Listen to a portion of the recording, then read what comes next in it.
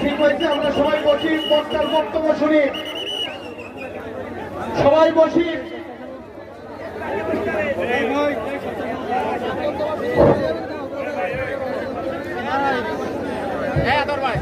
Hello, জি সম্মানিত এলাকাবাসী, আসসালামু আলাইকুম রহমতুল্লাহ।